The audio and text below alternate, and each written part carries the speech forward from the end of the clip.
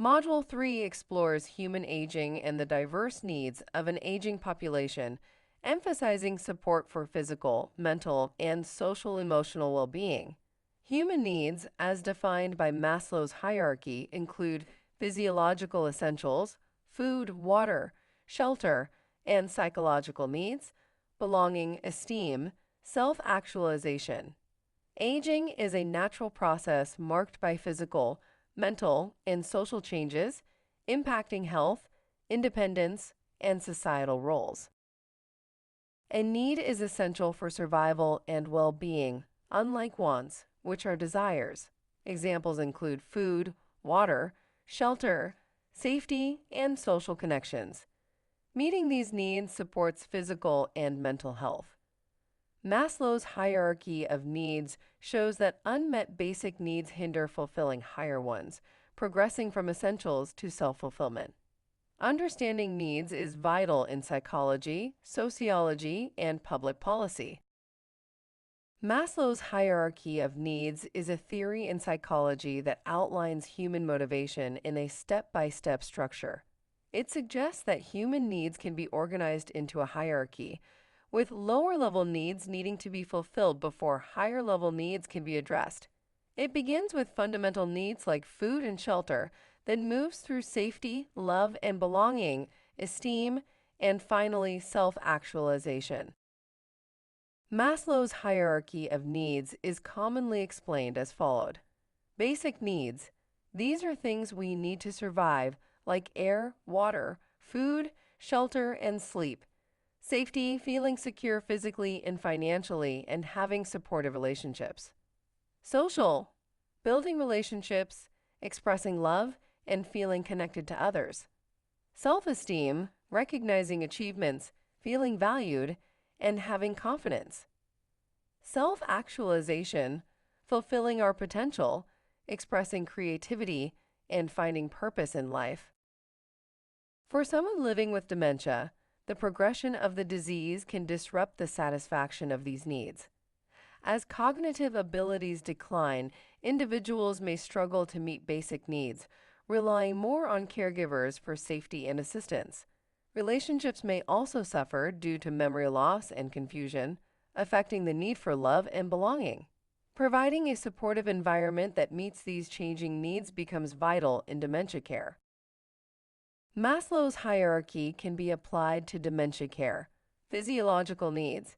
Individuals may need help with eating, drinking, grooming, and medical management, requiring consistent caregiver support. Safety needs. A secure, predictable environment with familiar routines, supervision, and safety features. Non-slip surfaces, prevents accidents, and ensures security. Social needs. Family visits, social interactions, and therapeutic activities help reduce isolation and anxiety even with impaired communication. Esteem needs, offering choices, recognizing achievements, and respecting abilities maintain dignity and self-worth. Self-actualization, simple activities like music, gardening, or reminiscing bring joy and purpose despite dementia's limitations. Tailored care at each need level ensures individuals with dementia feel supported, valued, and secure. Spiritual needs are important for the elderly because they provide a sense of meaning and purpose as they face life's challenges. Beliefs and practices can offer comfort during difficult times, such as illness or loss, and foster a sense of connection and belonging. Engaging in spirituality is linked to better mental and emotional well-being, enhancing the overall quality of life for seniors. Older adults benefit from maintaining spiritual and religious connections. Ways to support them include assisting with religious events, providing time for prayer or meditation, encouraging belief discussions, offering guidance from chaplains or counselors, creating quiet spaces for reflection, respecting cultural and religious traditions. These steps promote spiritual fulfillment in aging.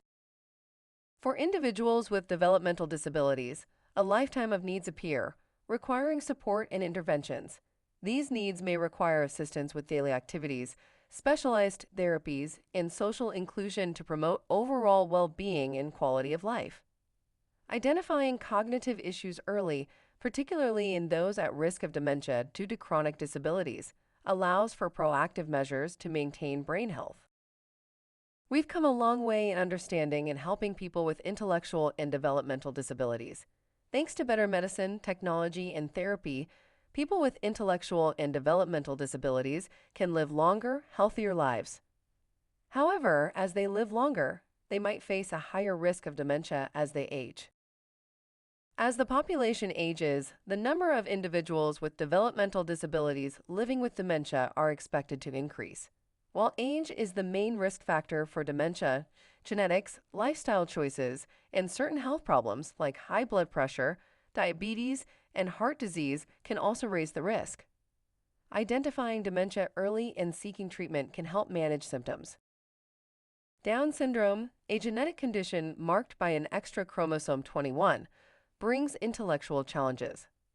Throughout life, those with Down syndrome face an increased risk of Alzheimer's disease, a brain disorder leading to memory loss. This complex journey involves managing both conditions, from intellectual disabilities in Down syndrome to cognitive decline in dementia.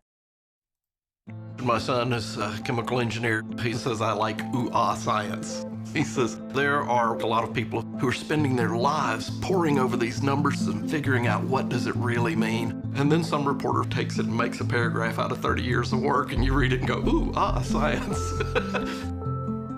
Science is exciting in the big picture, but it really is about that long-term study. I found out about an Alzheimer's clinical trial, so I signed up immediately. The studies need a variety of participants. They need people who, yes, have some dementia. They also need people like me, typical people, so that they can have a comparison. One of the hidden benefits of being a part of a research study is you get an incredibly comprehensive exam and not a penny out of your pocket. There are no good reasons to hesitate for signing up, quite frankly. A lot of people say, I don't have enough time. It doesn't take a lot of time. And they say, they're gonna hurt me. No, they're gonna take incredible care of you. Or, I'm scared. But there really is nothing to be afraid of. Put the ladybug on top of the penny, then place the screwdriver on the other side of the ladybug. It's good, caring people trying to find a cure. My daughter has Down syndrome, and folks with Down syndrome develop dementia earlier. I'm hoping as a participant that me being involved in the research might help her directly. I'm one drop of water in a bucket, but it takes thousands of drops to win the fight against dementia. I like to think that my participation in clinical studies is akin to what happened years ago. We don't think about smallpox. Not an issue.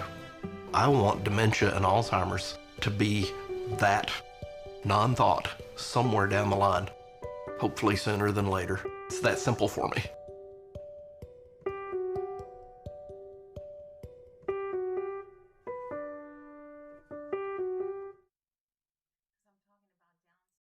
Clinical trials play a crucial role in advancing our understanding and treatment of dementia, particularly in populations with unique vulnerabilities, such as individuals with Down syndrome.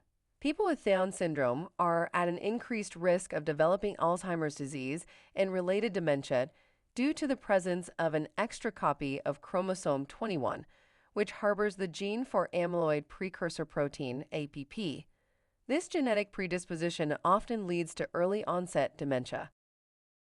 Clinical trials for individuals focus on understanding mechanisms, early diagnosis, and tailored therapies. Involving them in dementia research aims to slow disease progression, improve quality of life, and provide insights for broader dementia populations. Ethical design ensures support and accessibility for participants. My mother gave me a gold coat. Whenever I wear it, I feel close to her. It not only warms my body, but it warms my spirit. She was an educator, a very vibrant, loving Christian woman. When she was diagnosed with Alzheimer's, it was quite a blow to all of us. Alzheimer's doesn't just affect a person, it affects a family. So I really wanted to participate in finding a cure.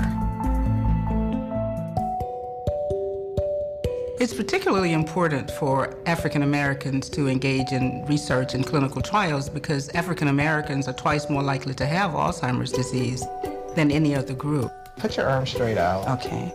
1. There is a fair amount of reluctance in the African American community to participate in clinical trials because of past experiments. The National Institutes of Health have put into place very strong guidelines that we didn't have, say, 40, 50 years ago.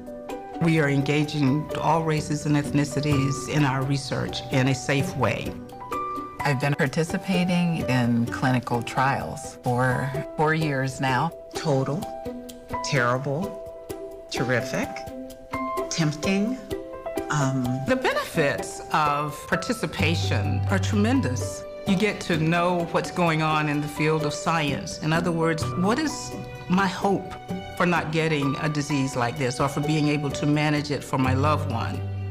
We found out that they had found a gene that was peculiar to African Americans. I was thrilled to know that I was a part of that. My mother would be very proud of my participation in the research because it's not about me. It's about my family, it's about my community, it's about future generations. The goal is well worth it.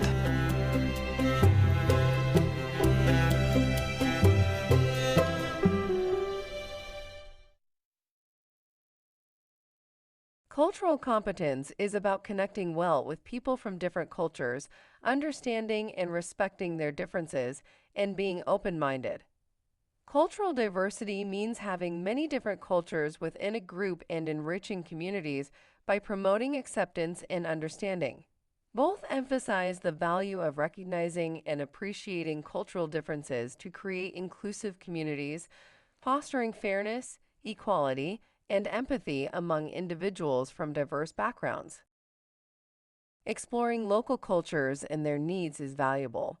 People express their traditions through native language or dialect, traditional celebrations and ceremonies, preparing traditional dishes, wearing cultural attire, art and music, following customs and etiquette, sharing stories and legends, displaying cultural symbols, discussing beliefs and values, showing respect and empathy for others. As people get older, their bodies change how they handle medications. Their metabolism slows down, kidney and liver functions decrease, and body composition shifts. Medications might stay in the body longer, raising the chance of side effects. Healthcare providers should keep these changes in mind when prescribing drugs for older adults. For individuals with dementia, medications can have specific effects. Diuretics may increase bathroom visits or require fluid limits.